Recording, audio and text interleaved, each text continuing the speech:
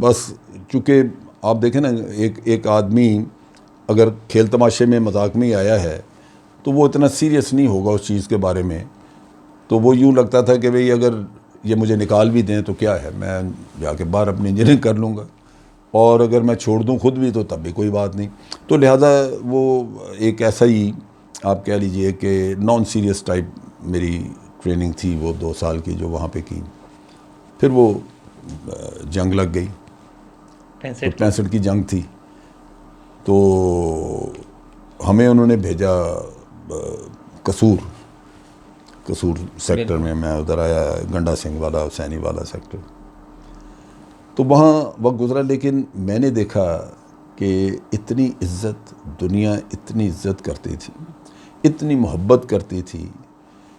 میں نے اس زمانے میں, آپ بڑے حیران ہوں گے, میں بعض چیزیں انسان کے ذہن میں بیٹھ جاتی ہیں, وہ آپ کو باندھ لیتی ہیں. میں بارڈر ان پہ جب میں ادھر ڈیفینسز میں ہوتا تھا تو میس میں رات کو ہم نے وہ ریڈیو لگانا, ٹرانزسٹر, تو اس پہ نور جہاں کا گانا آتا تھا, اے پتر ہٹاتے نہیں بکتے. تو مجھے سڈنلی اپنے اوپر ایک فخر سا محسوس ہونا کہ یار واقعی یہ دنیا یہ سمجھ رہی ہے کہ ہم انمول ہیں, ہم باقی لوگوں سے مختلف ہیں, ہم دوسرے عام لوگوں کی طرح نہیں ہیں, ہم بہتر ہیں.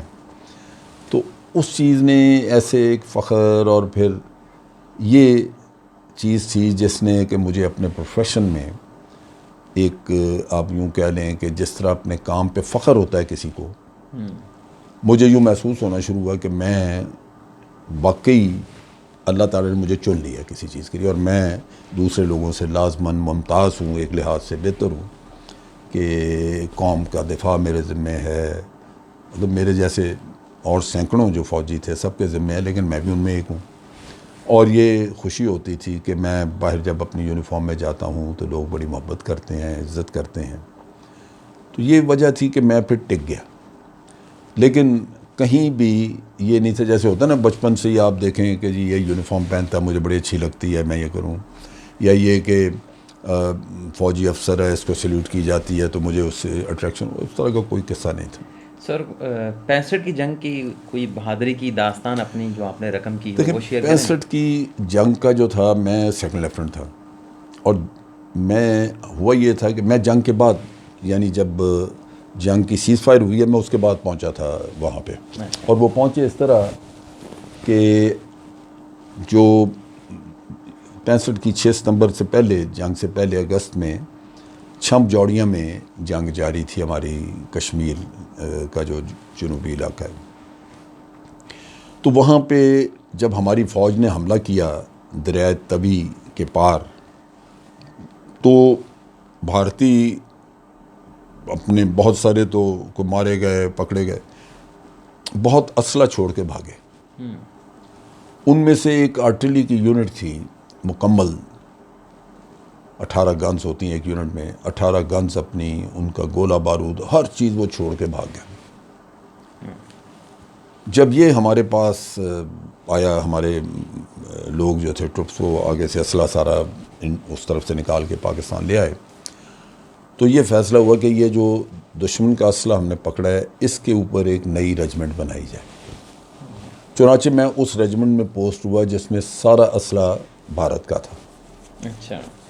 ہمارا کوئی اس میں اپنا اسلحہ نہیں تھا, وہ سارا کچھ وہ بھارتیوں کا پکڑا ہوا تھا, اور چونکہ بندے ان کے چلے گئے, ان کی جگہ پہ بندے اپنے ہم نے اپنے فوجی ڈال دی. سو میں اس میں چلا. تو اس کی تیاری ساری جو تھی وہ ہوئی اٹک, یعنی اس وقت اس کو کیمبل پور کہتے تھے. تو وہاں اٹک میں ساری تیاری, اس کے اٹک میں ہے ہمارا آرٹلری سینٹر, وہاں پہ ریجمنٹ تیار شیار کی گئی, سارا اس کو ساز و سامان چیک ہوا, اگر کوئی ٹوٹ پھوٹ ہے تو وہ نئی چیز دی ہمیں یا ریپیئر کی, اور اس طرح, اور پھر ہمیں چلایا کہ جی آپ جائیں قصور سائڈ پہ.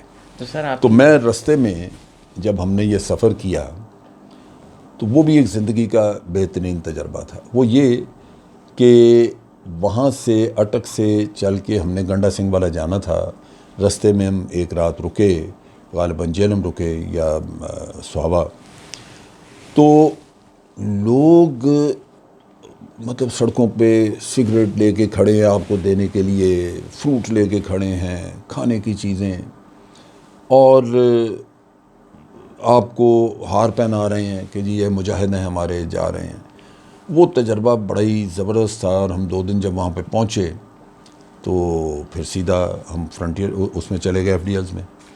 پھر ہماری بڑی خواہش تھی کہ یہ ایک دفعہ ہم اپنی گنز جو ہیں جو بھارت کی ہیں بھارتیوں پہ فائر کرنی ہے ہم نے. اچھا. وہ پھر ہمیں 2-3 دفعہ موقع ملا، کیونکہ پھر سیز فائر جب ہو جاتی ہے، سیز فائر کے بعد سیز فائر وائلیشن شروع ہو جاتی ہیں کہ دوسری طرف سے ایک گولی چل گئی، کیونکہ آپ اپنی دفاعی پوزیشنز کو بہتر بنانے کی کوشش کرتے ہیں، کیونکہ پتہ نہیں نہ ہوتا کہ یہ سیز فائر ہے کب تک چلے یا دوبارہ جنگ شروع ہو جائے. تو آپ کہتے ہیں کہ یار اگر میں فلاں جگہ پہ بیٹھ جاؤں تو وہ زیادہ دفاع کے قابل ہے، اچھی طرح دفاع ہو سکتی ہے. تو وہ سیز فائر وائلیشنز ہوتی ہیں آگے پیچھے اپنی جگہوں کو ایڈجسٹ کرنے کے لیے پوزیشنز کو. تو اس میں پھر ہم نے دبا کے وہ فائر کی ان کی.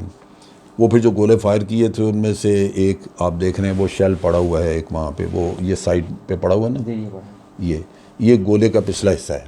لیکن وہ جو ہم نے گن چلائی وہ ذرا بڑے ہوتے ہیں شیل، وہ باہر پڑے، وہ میں نے پھر یادگار کے طور پہ رکھ لیا. یہ یادگار کے یہ 71 کی جنگ کا ہے جو آپ دیکھ رہے ہیں.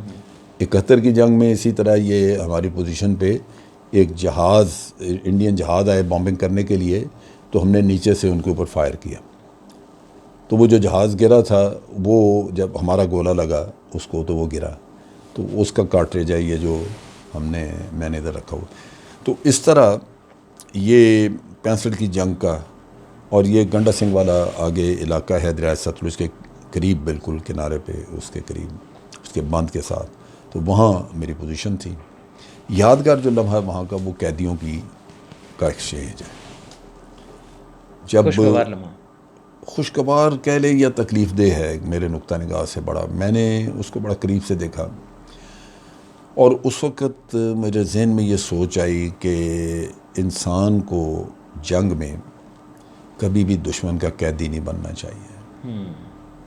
مجبوری کے تحت آپ پھنس گئے کہ کہیں پکڑ لیا کسی طرح کسی نے تو وہ تو اور بات ہے، لیکن شہادت بہتر ہے اس چیز سے جو ایک قیدی کو قید میں کاٹنے سے جو مشکلات ہوتی ہیں. جب وہاں پہ ہم نے 1965 کی جنگ کے قیدی، یہ 1966 چڑھ چکا تھا میرا خیال ہے، فروری یا مارچ کا مہینہ آ چکا تھا جب قیدی ایکسچینج ہوئے ہیں، کیونکہ شملہ ایگریمنٹ ہو گیا ہوا تھا. تو اس وقت آپ دیکھیے کہ ہم نے بھارت کو تقریباً میرا خیال ہے کو 1200-1300 قیدی وہاں پہ ان کے حوالے کیے، اور ہمارے جو تھے وہ کوئی 200 کے قریب تھے. ہمارے قیدی بہت تھوڑے تھے. ہم نے جب قیدی ان کے حوالے کیے تو یقین کریں کہ ہم نے قیدیوں کو نئے کپڑے پہنائے ہوئے تھے.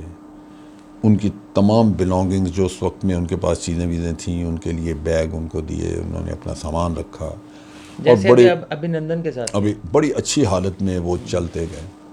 لیکن ہمارے جب لوگ آئے واپس تو کوئی لنگڑا رہا تھا، کسی کا بازو توڑا ہوا، اتنا لوگوں کا حال برا کیا ہوا تھا کہ مجھے دیکھ کے اس دن بڑا دکھ ہوا کہ یار یہ لوگ ہتھے چڑھ گئے ان کے، اور انہوں نے کیا ان کے ساتھ کیا.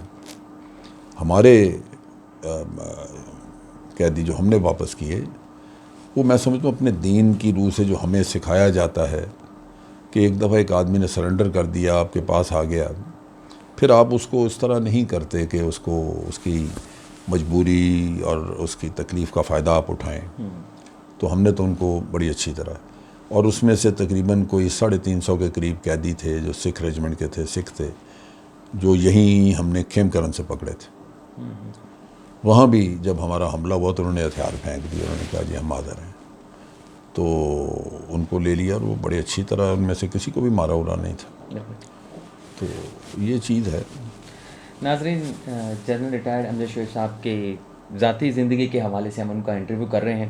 یہاں پر ہم بریک لیں گے، اور اگلے پروگرام میں اگلی ایپیسوڈ میں جو ہے وہ آپ ان کی زندگی کا احوال جو ہے وہ مزید جان پائیں گے. جب میں بھی تھک گیا. نہیں کوئی نہیں پھر کر لیں گے سر. نہیں کر لو مکمل، اگر کرنا تو کر لو، میں باقی کا سناتا ہوں تاکہ نہیں سر لوگ انتظار کریں نا، میں کہتا ہوں. نہیں تو انتظار یہ کریں نا کہ تم آپ اپنے پاس رکھو، جب چڑھانا ہو چڑھا دینا. جب لوڈ اگلی کرنا بار اچھا چلو کوئی بات وہ ٹھیک ہے میرے لیے وہ کوئی سر آپ کے لیے بھی کافی ٹائم ہو گیا نہیں کوئی بات نہیں میں بس ابھی ہاں واقعی 2:15 ہو گیا سر میں نے آپ کو 50 منٹ سنا ہے اور آپ نے 50 منٹ بولے میں تو سنتے ہوئے تھک گیا آپ بولتے ہوئے پانی کا گلاس بھی نہیں پڑا تھا میں آپ کو اٹھا کے دے دیتا پانی ایسا یہ ہمارا یار ملازم بڑا ہی نہیں میں نے خبیث ہے آپ کو تم اٹھا کے دے سوچو دوں نا میں اندر گیا ہوں تو میری میسج یہی کہہ رہی تھی کہ